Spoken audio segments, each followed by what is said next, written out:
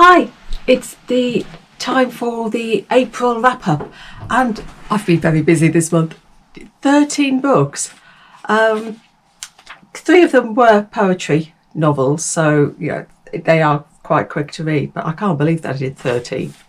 Anyway, the first one was Wailing Ghosts by Songling, and this is a little one of the Penguin classics, and it's very almost like fairy stories, sort of Chinese stories. They're a bit weird, they're macabre, they're very short. There's some ghosts, there's some monsters, and these were all written in the 17th century. It's like sort of a flash fiction. It doesn't go into, it's very different to sort of fairy tales. You don't have sort of long winding stories, and the endings just come just like that. And you've got some Japanese sort of woodcut style illustrations in there as well. So that was the first one. So a very teeny tiny little book. I did read one of the NetGalley ones this time, For the Wolf by Hannah Whitten, and that one comes out in May. So catch my review next when I do this, because that is a book that you are going to love. It's a fantasy based around the story of, well, it's like a sort of retelling of, you've got vibes of Red Riding Hood and Beauty and the Beast in there. Cracking fantasy story, and it's the first one, Wilderwood one it is. So yeah, watch out for that one, and watch out for my review of that one. Then I went on to the Carnegies, because I'm working my way through the shortlist. And the first one I read was Look Both Ways by Jason Reynolds, which is a collection of stories, and it's the children as they're going on their way home from school, and you find out about the different stories of the children, the background stories of the children on their way home from school. It's let me just get my notes. It's stories that cover all sorts of things that could be going on in a child's life. You've got sort of stories about parents suffering from cancer, you've got fears, you've got bullying. It's not a book about one specific issue that a child would face, but it's a book about different things, and it's a book that will encourage lots of conversations with children. So that was a cracking read. The next one was another Carnegie, Run Rebel. So, it could be done both ways. By Manjeet, Mann. And this is all in verse, and it's an absolutely cracking one, this one. It's the story of Amber's trapped by her father's rules and his expectations, and by her fears. It's a story of domestic abuse, really. A child who's sort of battling against a father who's an alcoholic, who's a bully. She lives in fear, but she wants to run. She wants to have a life that is not constrained. A really, really powerful novel, this one was, and it's in verse, and it's absolutely brilliant. The next one was another NetGalley one, and again, this one's being published in May, so look out for my review of this one when it gets published. And it's a long title, The Dog Who Vanished and the Man Who Vanished and the Dog Who Waited, and it's by Kate High, and it's a cozy crime, this one is. So if you're into sort of cozy crime stories, it's sort of very like Agatha Raisin by MC Beaton. It's got that sort of vibe. Again, when it's published, I'll publish my review, my proper review of that one when it comes out. So watch out for that one. But it's a cozy crime one, and in it, animals are the stars. The next one, we're back to the Carnegies, and it's Echo Mountain by Lauren Wolk, and it's set after the Depression. And it's about Ellie and her family who've been forced to live on the mountain after they lost everything. And Ellie decides that, you know, she's got to grow up now. She needs to not be a child. She needs to be a grown up and to take responsibilities, especially when her father has an accident and he's left in a coma. She takes on almost his role. She becomes the hunter. She becomes the one who's looking after the family.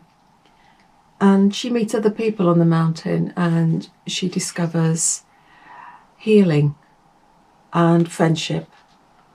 And there are sad pieces in here, but at times it's a lovely, heartwarming story full of hope.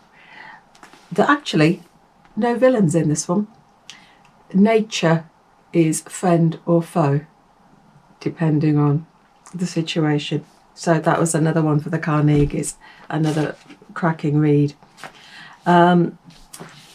For next one, again, another one from the Carnegie list, and is The Girl Who Became a Tree by Joseph Coelho. And this one, it weaves myths and story, and it's a tale of grief and guilt. It's a girl who doesn't know how to be in the world when her father dies, and she takes refuge in the library and in her phone, where her father's last message is preserved. And you've got beautiful tree imagery throughout the poetry. I think I said it's a book in verse, and he interweaves images of trees, images of grief. It's quite breathtaking in parts, and it shows how emotions can overwhelm. And the monsters overtake Daphne when she lets her guard down. There's some moving poetry in here, and again there's some beautiful illustrations. So that's another one of the Carnegie shortlist. Then the next one I read was another NetGalley one that I was sent, and that was The Lost Storyteller. And that was a really cracking book, that one was. It interweaves fairy tales, but they're very dark fairy tales in this story. It's a story of Rebecca, who's looking for her father, who disappeared when she was a child. In fact, he vanished, and the family don't ever talk about him. And it's only when a journalist seeks her out because he wants to do an article on her father, where is he now? Because her father was a TV star back in the day. He was a children's TV star. And she finds this, her grandmother gives her this book of fairy tales that her father had left her. And they're fairy tales that he's written. And they are very dark. And Rebecca thinks that by reading the fairy tales, and with the help of the journalist, she'll be able to find him. And it's full of nostalgia and family secrets. Super read, that one. I've loved that one. The next one was again another NetGalley, and it was non-fiction. It was Long Players, which was edited by Tom Gatty. And in this one, he gathered together writers, journalists, to talk about the albums, the LPs that had an effect on their life. And I went into this wanting to find out, well, to be nosy really, to see what people listen to, and also to sort of see what people thought of the records that I'd grown up with. And I was a little bit disappointed to find out that there was only actually two albums in the book that I actually knew anything about. The rest of them I just didn't know the artists or the music, and there's a lot of rap in there, hip hop, which I think I'm a bit too old for, but it's an interesting read. It sort of gives you an insight into sort of some people's ideas about music and how it affected them. You've got albums that, you know, from David Bowie, Joni Mitchell. You've got classical albums as well as the hip hop and the rap that I mentioned. The next one was, I didn't bring it here, never mind. The Fountains of Silence by Ruta Peters. This was another one of the Carnegie shortlist, and this one is set in 1950s Spain under the regime of General Franco, and it's historical. You could almost call it a historical romance, maybe, maybe not. It's the story of Anna, who's a maid, and Daniel, who's the heir to an American oil dynasty, and how their relationship grows. And you learn a lot about what life was like under Franco's regime. And you have the story of stolen babies, and you've got the story of Anna and Daniel as well. So that was a book to encourage a young adult to maybe find out a little bit more. And I think that was what the author wanted to do. Wanted to encourage investigation. The next one, another Carnegie, Clap When You Land. Again, another one in verse. And this, again, it's all to do with grief. Two sisters lose their father on a plane crash. And they discover that it's the same father. He's got two families. It's set mainly in the Dominican Republic. And you have Carmina and Yahira. And their relationship, how they deal with the grief of losing a father. And the realisation that they are sisters. So, lovely book. It actually had me in tears, this one. Out of the whole 13 that I read, this was the only one that made me cry. The next one, I'm getting near the end. It's another one from NetGalley. It's Wave Riders, and it's a children's book. And it's full of adventure and school stories and animals and hunts.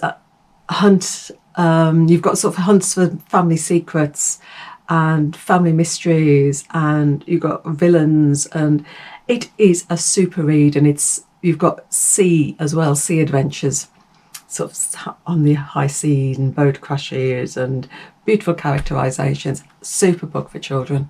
A lovely read.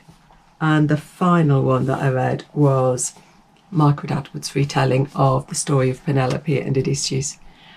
And I loved this one. I loved the voice that Margaret Atwood gave Penelope. She's sassy, she is just great. And it's telling her version of events and the guilt that she feels for the death of the handmaidens, the 12 girls that Odysseus hanged when he returned. And she also gives the girls a voice as well, because they form the chorus in this book. So those were all my reads for April. A lot of them, a varied selection, poetry, children's, all sorts. So happy reading. I'm off to find some more books to read, and I'll catch you next time. Bye.